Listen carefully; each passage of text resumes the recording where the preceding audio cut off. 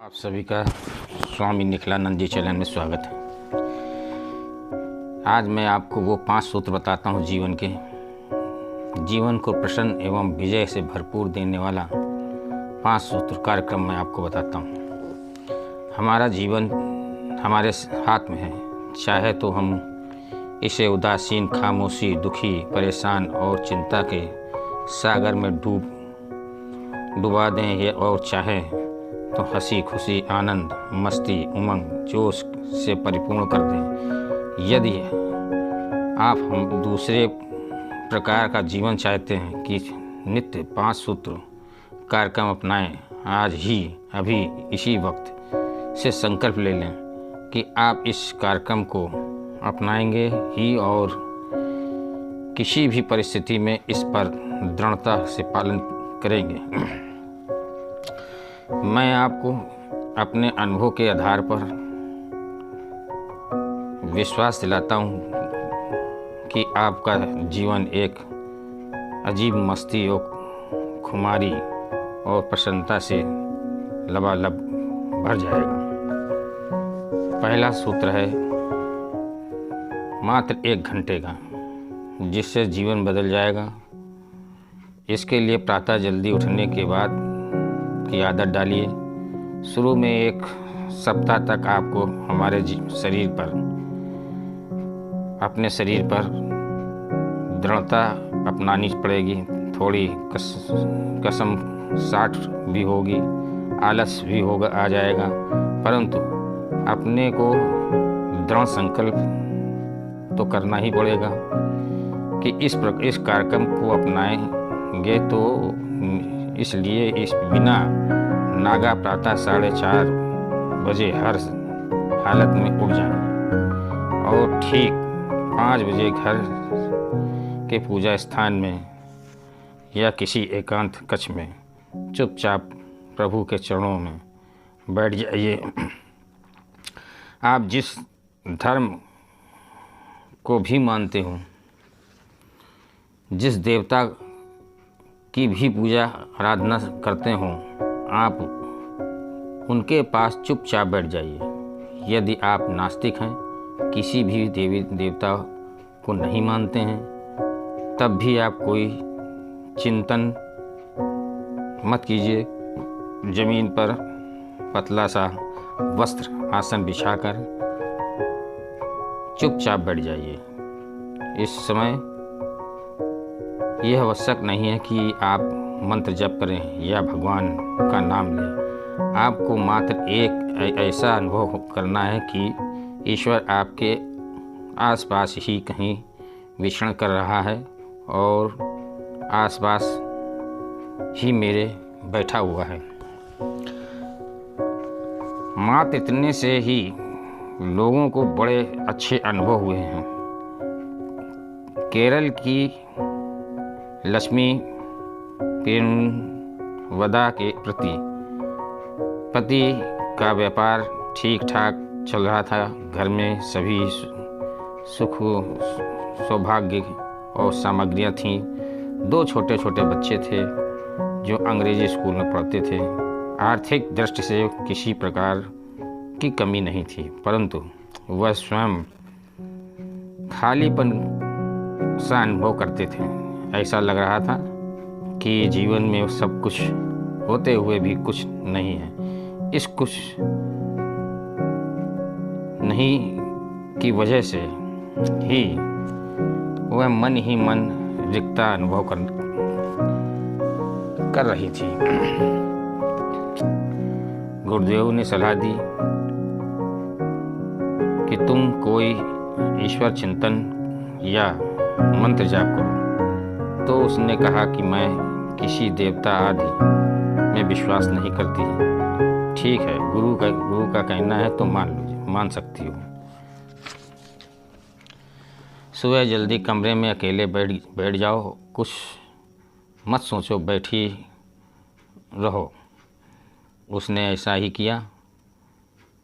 जीवन में अकड़ और ऐंठ कि मैं ये नहीं करता, मैं ये नहीं मानता, ये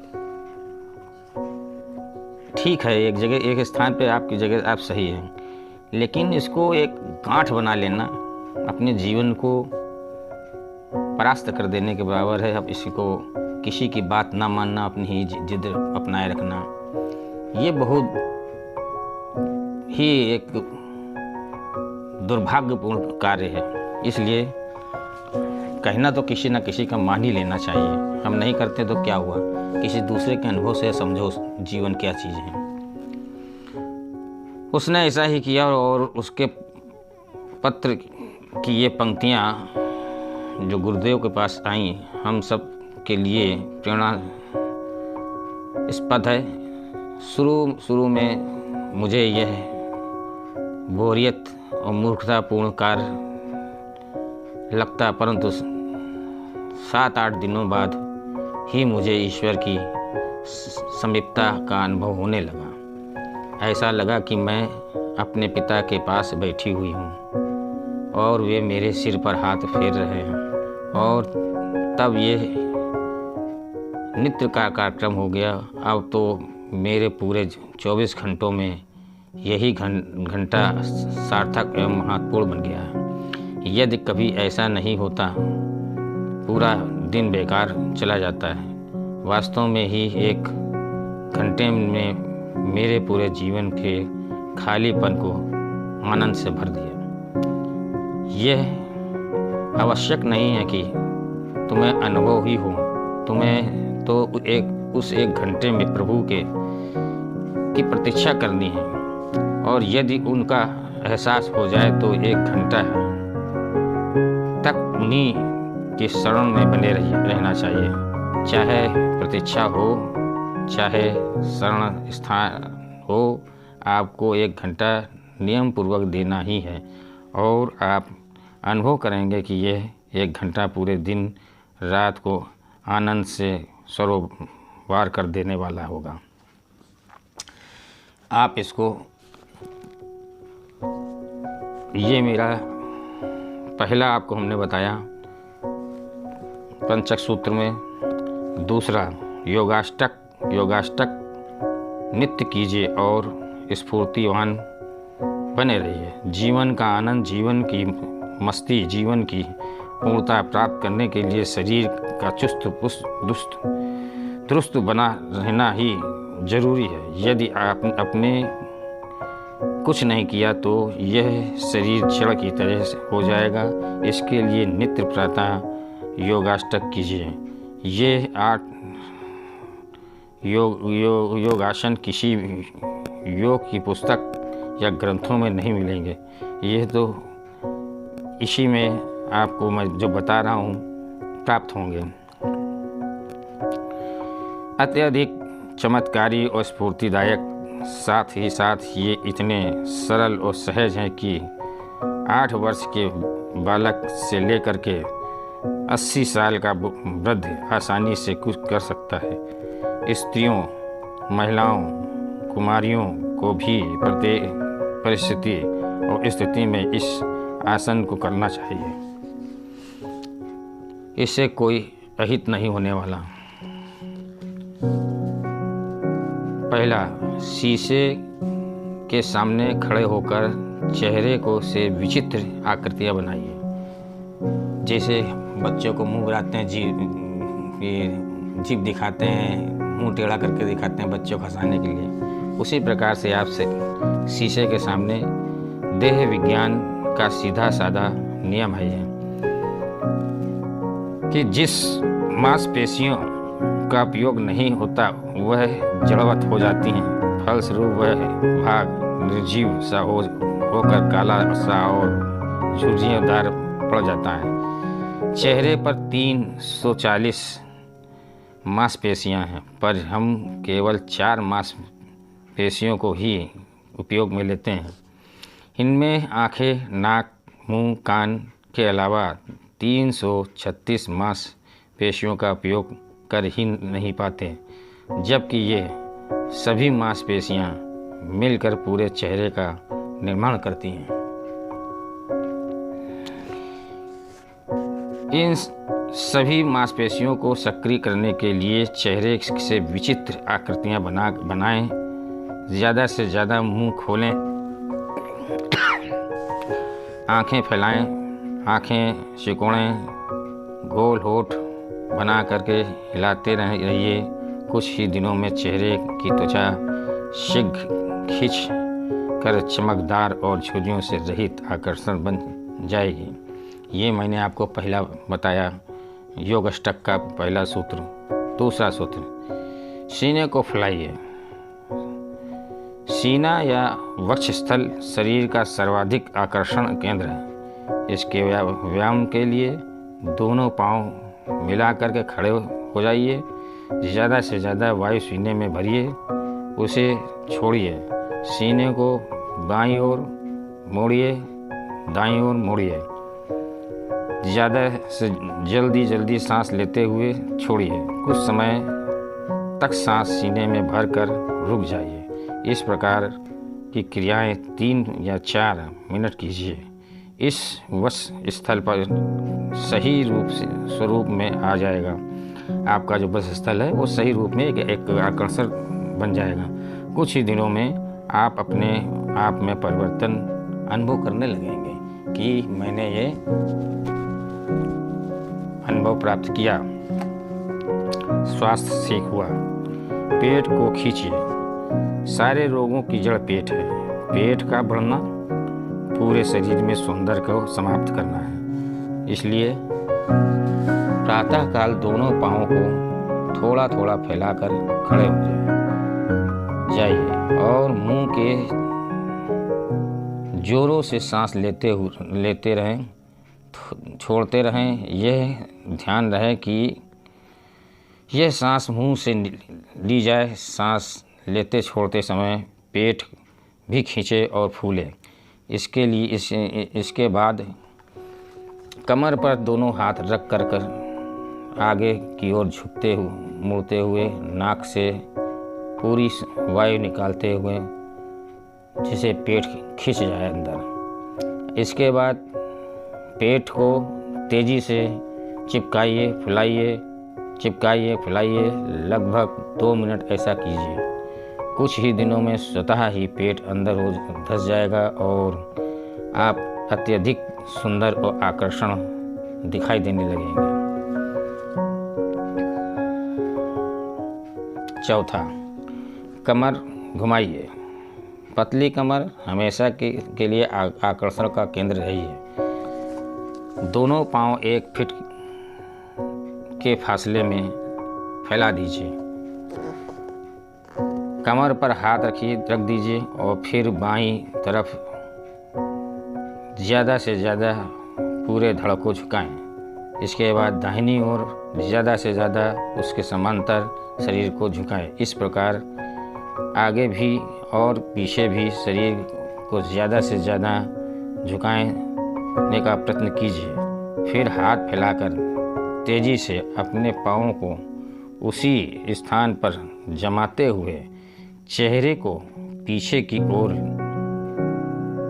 लाने का प्रयत्न कीजिए।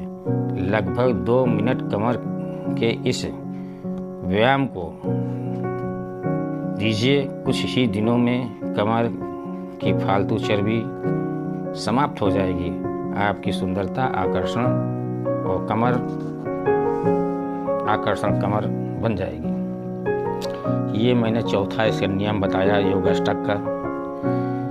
अब मैं 5वां बताता हूँ।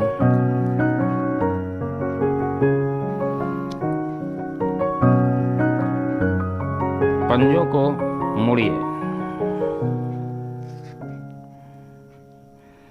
खड़े खड़े पहले दाहिने पंजे को जमीन से थोड़ा ऊपर उठाकर आगे पीछे दाएं बाएं मोड़िए।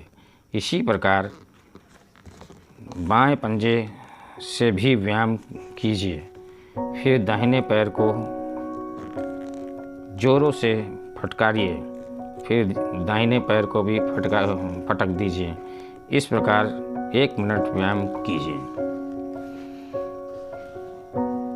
हल आसन। जमीन पर सीधे लेट जाइए।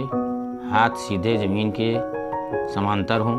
फिर दोनों पाँवों को थोड़ा थोड़ा ऊपर की ओर से होते हुए पीछे जमीन पर उसी अवस्था में ले जाइए इस प्रकार 2 या 3 मिनट आपको करते रहना है। ये मैंने आपको बताया योग अष्टक के सूत्र।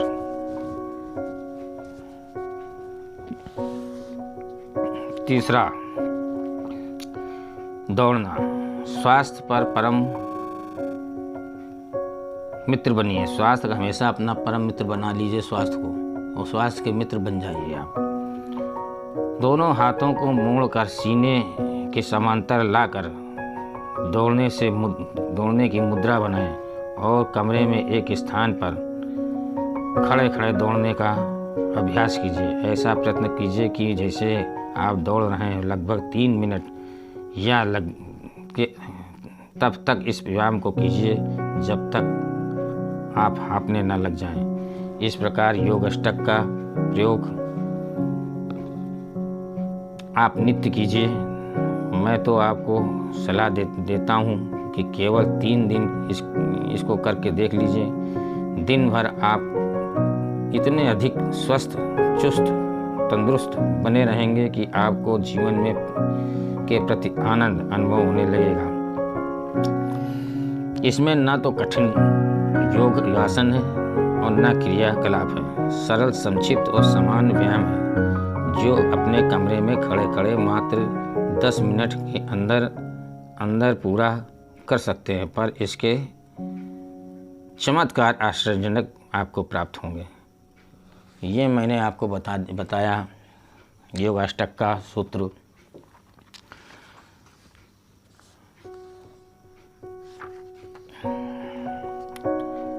साधना मंत्र कीजिए। यह इतना करने के बाद शरीर के लिए मंत्र पद्धति है, उसको आप जरूर कीजिए। इस योग अष्टक के बाद आपके घर में जो भी पूजा कक्ष हो, वहाँ एकांत कक्ष हो, वहाँ जाकर के आप बैठ जाइए। सर्व विपरीत निवारण चेतना मंत्र 15 मिनट तक मंत्र जाप कीजिए। 15 मिनट तो जीवन का एक छोटा सा हिस्सा है, परंतु इसे आगे के 24 घंटे आपके लिए प्रफुल्लतादायक, पूर्व स्थिता पूर्ण एवं सफलता युक्त होंगे। इसके लिए आपको किसी माला की आवश्यकता नहीं है। केवल 15 मिनट तक सतत मंत्र का जाप करना प्रारंभ कीजिए। ये मंत्र की विशेषता ये है कि मैं आपको जो देने जा रहा हूँ, ये एक शरीर को पूरी चेतन कर देने वाला, कुंडली जागरण करने वाला, अणुओं को जागृत कर देने वाला, परमाणुओं को जागृत कर देने वाला मंत्र है। आप इसका जाप कीजिए। जितना जाप करेंगे उतना ही आपके अणु परमाणु जागृत होंगे। सूर्य के समान तेजस्वी और एक विराट व्यक्तित्व वाले व्यक्ति बन जाएंगे आप इसको करके देखिए। मंत्र है ओम ह्रीं मम प्राण देह रोम प्रतिरोम चैतन्य जागृह ह्रीं ओम नमः। ओम ह्रीं मम प्राण देह रोम प्रतिरोम चैतन्य जागृह ह्रीं ओम नमः। आपको समझ में नहीं आता, आप यहाँ आकर के भी समझ सकते हैं। आप केवल 1 सप्ताह भर मंत्र को करके देख लीजिए। ये तो संभव मंत्र है, सभी वर्गों और सभी धर्मों के लिए समान रूप से उपयोगी है। आप स्वयं अनुभव करेंगे कि ये मंत्र आपके जीवन में आनंददायक परिवर्तन लाने में सहायक हो सकता है। प्रसन्नता से छलछलाते हुए काम पर जाइए।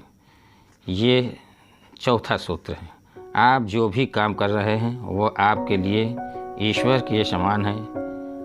आप काम पर जाते समय अपने आह्लाद, मस्ती, उमंग और जोश होना चाहिए। निष्क्रिय रूप से वहाँ जाकर अपने आप को या अन्य लोगों को हतवीर बना देते हैं। इसके विपरीत आप दीप करता चेहरा, हृदय